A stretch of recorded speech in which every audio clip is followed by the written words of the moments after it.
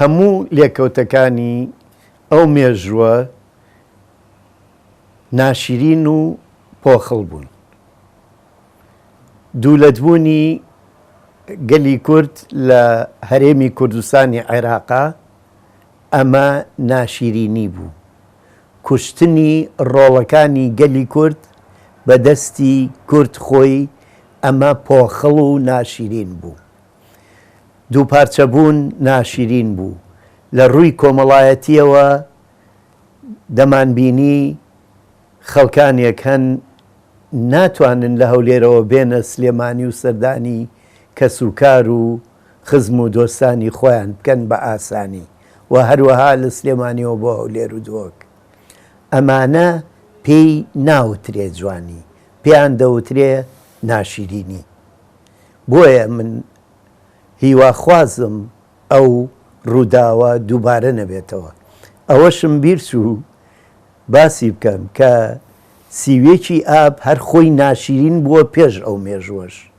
لە سیوێکی ئابی 900ەکانە 980 بووە 90 بووە یەکێک لەوانە یاخود دواتر شاری سلێمانی بە فڕۆکە بردومان کراوە لە سیوێکی ئابە لەلایەن ئینگلیزەوە کە ئینگلیز هەردەم دوژمنی گەلی کورد بووە وەکو ئەمریکا چۆن تاکو ئەمڕۆژ دوژمنی گەلی کوردە و هیچ لەوە ناچێ شتەیەک بۆ کورد بکات. ئەو جۆرە مێژوانە زۆرن لە مێژووی گەلی کووردە، هەر تەنها ڕۆژێک نییە سیوێکی ئاب. لە سەردەمی بابانەکانەوە ناکۆچی نێوان میرەکان خۆیان و خەڵکی تریش زۆر بووە و بۆتە هۆی ئەوەی کە دووبەرەکی بکەوێتە ناو خودی کورد خۆیەوە. هەروەها لە سەردەمی شێخی نەمرە شێخ مەحموود نەمر دیسانەوە ئاغاکانی دەوروبەری شاری سلێمانی چوونەتە پاڵ ئینگلیزەوە و دژی شێخ مەحموود وەستاونەتەوە.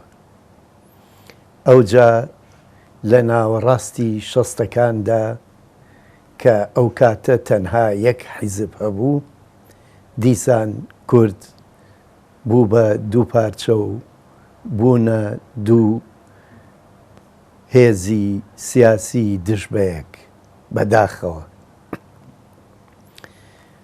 ئەوجا بێگومان وەکو وتی لە سیوێکی ئابە هەمان دووبەرەکایەتی و ناکۆچی و دژایەتی کورد لەگەڵ کورد خۆیان و بە تایبەتی لەم هەرێمەی کە پێی ئەڵێن هەرێمی کوردستان دەستی پێکردەوە کە بەداخەوە نەدەبوو هیچ یەک لەو کارە ساتانە ڕوو بدات، هەر لە سەردەمی میرەکانی بابانەوە تا سەردەمی شێخ مەحموود و تاکو ئێستاش و ئەو کاتەش.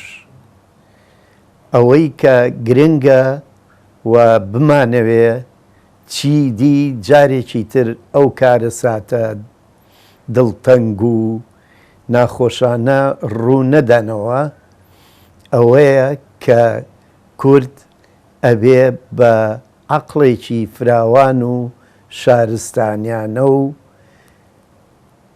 بە عەقڵێکی ئەوەی کە یەکتریمان بوێ نەک لە یەکتری بدوێن و دژ بە یەکتری بین بیر بکەینەوە.